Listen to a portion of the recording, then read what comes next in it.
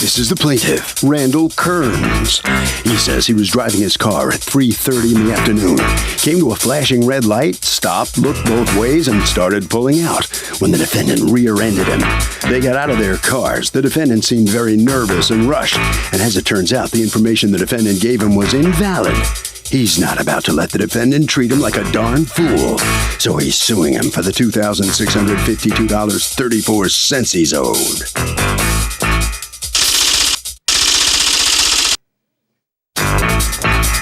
This is the defendant, Hugh Murray. He says the plaintiff started to proceed through a light, then just changed his mind, slammed his brakes, and stopped short. Since he, too, was proceeding through the traffic intersection, by the time he started to brake, it was too late, and he tapped the plaintiff's bumper. Besides, the guy's a scammer because the car he was driving was a 1999 Pontiac Sunfire, and the crook is suing him for damage to a 2004 Chevy Cavalier. Oh, him? Ha! He's accused of tapping a rear end.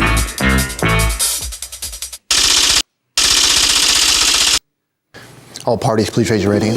Welcome back to the People's Court. Next case on the docket. The plaintiff says he got rear-ended by the defendant in an intersection, but the defendant says the plaintiff started going through the intersection, then stopped abruptly. It's the case of Stoppus Interruptus. Thank you, Douglas. Randall Kearns, you are suing Hugh Murray for $2,652.34. The estimate of damages to your car that you say were as a result of his negligent driving. Tell me what happened. Well, Your Honor, I was up there in New York, and me and my girlfriend was on our way home, drove under the underpass into the flashing, there's a flashing red light there. I stopped back at the line, pulled up to the intersection so I could see better. I looked both ways, she looked away. The car went and passed us, and she said, over there's the route we want to take. So I started pulling out, and that's when I got rear-ended. You got rear-ended by him? Yes. Where in your car did he hit you? Right in the absolute back? Bumper. Yes, the rear bumper, right where the license plate is, because it didn't. Do you have pictures of the damage? Yes, I do. Let me see. All right, so did you both get out of your car? Yes. And what happened? We got out. Of course, it didn't look like a lot, but the man offered me $100 to settle it right there in the spot. I told him no. He said, I could give you more money if you want more money. I said, no, I'd just as soon have your insurance and everything. Where did it hit? Because you're taking this picture up above. Where is it on this side? You know what I'm gonna need you to do? I'm gonna need you to come here. I'm gonna need you to show me where the damage is. Okay. And I realize that sometimes it's hard to take a picture of damages, but what is this a picture of? That is how much arch is in the trunk lid after it was hit. Okay, and so this would correspond to what here? I can't see it because it's up here? Yes. Okay, I got it. All right. This is what? This is the license plate. Okay. Right here, if you look across here, this is supposed to be out even all the way across. And it's pushed back. Okay. What is this supposed to show me? Right there on the license plate is where it hit. It really doesn't look like it's been a lot, but it's been in. What does this show? See this gap right here? Uh-huh. That's another close-up of the gap. Okay. Do you have how many estimates did you get for the repair?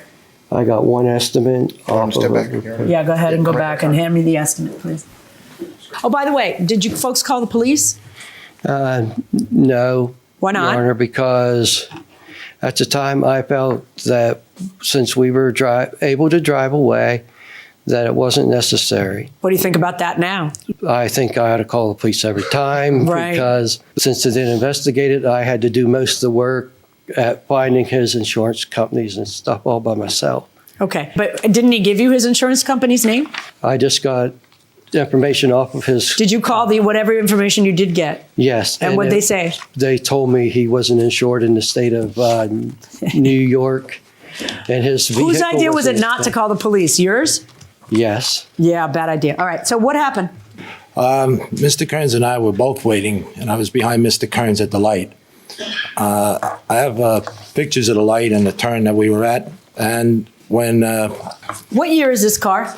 This car is a 04 Chevy Cavalier. Okay, I'm sorry, so go ahead. Right, I was at the light behind Mr. Kearns, and a couple of cars had gone by. Mr. Kearns and I guess the young lady next to him were kind of lost because they said that when they got out of the car. Okay. When he began to go, if you could see in the pictures, the line where you're supposed to stop is back pretty far, and there's a bush on the left-hand side as I'm making a turn. I started to ease up. I'm on the brake. And the way Mr. Kearns said it is I rear-ended him and slammed into him. I was easing off the brake and just looking left to see if there were any cars coming, and there were none. So I started to go. Mr. Kearns, who, for whatever reason, I think it was because he was lost, he was on the wrong side of the parkway, slams on his brakes, and I tapped him. We exchanged information. Okay, but under even the language you use, which is far less damning than the language you use, slam versus tap, you do admit that the accident's your fault, right? Oh, yes, yes. Oh, okay, because who else's fault is it going to be? You're supposed to pay attention I'm to... saying, yes. You know, if you're following too closely to be able to stop safely, it's your fault that the accident happened. Correct. All right, so go on. So I came out of the car and Mr. Kearns got out. And we, looked at it. There wasn't there. I did say, look, do you just want, I'll give you $100. There's no damage and you can go away. He says to me that, no, I'd rather exchange insurance. So I exchanged insurance cards. Did you have insurance? Yes, I have a card. Show me right your here. insurance. Is it paid up or did it get canceled? No, it never got canceled. I even have a letter from my insurance company because I called it in that day, about an hour and a half later. Okay. And did you give him the correct information? Yes, I did. I handed him the insurance card. I only have one. This is a letter you got for court, right? Yeah, to come here. That I did call it in. I did everything I was supposed to. I even offered Mr. Kearns that day, do you want to call the police? I hadn't had an accident in 25, 30 years. So I wasn't used to it. He said, nah, there's nothing there. So we agreed He said, nah, there's nothing there. Yes. But there's a little something there. I mean, that's why I had to make him come up here. Judge, it gets better. I mean, it's $2,600 worth of damage for, I don't know, what do they, that's why I don't like, there are circumstances where you can look at the car and then you can look at one estimate and you can say, yep. And then there are circumstances where you look at an estimate and you say, what? Judge, it gets better. After we parted, I get a call, several calls a few days later from Mr. Kearns saying that my insurance was wrong and this and that. And I told him it's right. Have your insurance company contact my insurance company and they'll work it out. I didn't think I was going to get sued. I thought they were going to work it out. I paid for insurance. Right. What happens is when he says to me, well, I need $1,400. And I have a statement from my wife because she answered the phone a couple of times with Mr. Kearns. And he says that he turned around and I said, your car's not worth $1,400, a 1999 Pontiac. He goes, no, I was driving a 2004 Chevy Cavalier. I said, dude, that's insurance fraud. You can't do that. You can't change cars after the accident. Wait, what makes you say he was driving a 99 Pontiac? Because that's the information he gave me, and it said Pontiac on the car. Are people typically dishonest when they're in a car accident in terms of asking for a certain amount of money for repairs? Yeah. Why is that? I mean, people who may not be dishonest otherwise, they're dishonest here. Why? They don't want to have to pay as much to fix their car. Well, no, but they're trying to get more money than they're even entitled to get. Why are people dishonest? They're trying to get probably their old jalopy fixed up.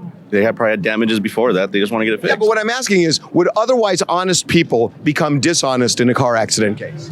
Well, it's very possible. They could just lose all their money, and what if they're living on a limited budget? No. But I'm saying when you would overinflate the cost of repairing it. Is that typical? Well, yeah, if I have a lot of bills. Oh, okay. So they're going to pay your bills. I got it. Going inside the courtroom. Okay, but did someone also tell you it was a Pontiac? Your insurance company tell you it was a Pontiac, that tag was registered to a Pontiac? In other words, here's what's happening. The accident happened on what day? Saturday. What day? The June 23rd. There's a lot of Saturdays in my June life. 23rd, Your June Honor. 23rd. On June 22nd, he switched registration on that tag from one car to the other the day before the accident. And that took a while, apparently, to get recorded. But I have his, show me the original. I have a copy. I want to see the original. Effective June 22nd, the day before, what happened? That's when the car was registered. What car? The '04 Chevy Cavalier. The registered. All right. Yeah. And what happened to the other car, the Pontiac? The Pontiac was sold 3 weeks before that. Okay. So I have the registration that shows me that the day before it got registered too. So I think what was happening is that perhaps your insurance company is telling you, oh, that's registered to it, because it takes a bit to get that in process. But I have the registration that shows that. So your recollection's not so good. Did you ever call them and tell them it would be $1,400? I never called him and asked for a different amount or anybody What do you else. think I'm asking? Did I? Do you think my question doesn't encompass his wife? Didn't you know that what I'm trying to drive at is why you asked for a different amount originally? So let's try that again. No, Your Honor. No. All right, let me see your wife's affidavit.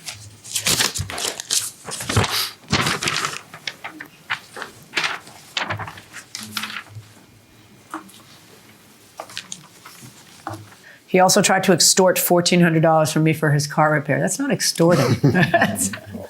Or else he never even mentioned suing. He's telling us to send him $1,400. Yeah, I know. That's called settling. It's perfectly legal. There's nothing. He was getting very nasty on the phone. That's what it is. That's what it is. I mean, I'll just say, go through the insurance, have your insurance call my insurance, and they'll work it out, And I thought that was the end of it. And how was he nasty on the phone? The tone, I mean, you could say. Oh, you're sensitive. You could say happy birthday, and in a nasty tone, it sounds pretty nasty. Okay. There's no question about liability. This accident is not your fault, it's his fault. The question is damages, because I am looking at pictures where I have to really strain to see damage. And I have one estimate, and that one estimate is for a really large amount, $2,600. I have an allegation that you asked for half of that one time when you called, and I don't have a second or third estimate. People usually bring me a couple of estimates so that I can see how much the damage is, and I know that you're not bloating it. I'm having some difficulty with the idea that they would make up that you asked for $1,400, because $1,400 is not a small amount. If they're going to make up that you asked for a lesser amount, they're going to make up that you asked for $500 or $300. They're not going to make up that you asked for $1,400. So that right there is sort of a red flag for me that bothers me. And if that bothers me, then everything else starts to bother me too. So I have to decide how much that damage that I can see is worth. And when I'm deciding that, I am taking into consideration my 20-something years on the bench, where I know that sometimes a picture doesn't capture it. And I know that things are always more expensive, because if you've ever done any body work, it's always, basically a dirty look, and it's going to cost you some bucks. But I'm still a little annoyed at this discrepancy in the amounts. I am going to award the plaintiff $1,400 for the repair of the car. That is my judgment. Let your insurance company know, because they should be covering it. All right, good luck, folks. Thank you. Sue, the defendant has to say, coming out on the losing end of this case, he didn't get everything he sued for, but he got a good chunk. Yeah, I think the judge was fair. I did hit his car, but I didn't think there was that much damage whatsoever. $1,400. You see it as $100, and he sees it as $1,400. There's a little. Yeah. There's a big jump there, but I just think he jacked up the bill. Mm-hmm. You're going to go to your insurance company now and try to get this back? I'll talk to them. Yes. Let me hear you say happy birthday in a nasty tone. Happy birthday. All right. Thank you. Right down this way. All right. Thanks. Okay. All right. Step on in here. Satisfied with what you come out of here with? 1,400. In some ways, 1,400. So. He offered you $100 right at the scene? Yes, he did. $100, and did it look was like an insult? All right. Harvey? When you're in a situation like this, you always have to bring at least 2 estimates, preferably 3, because the judge has to see that whatever you're asking for is reasonable. That will do it for this case. Litigants, for the next case on the way into the courtroom right now.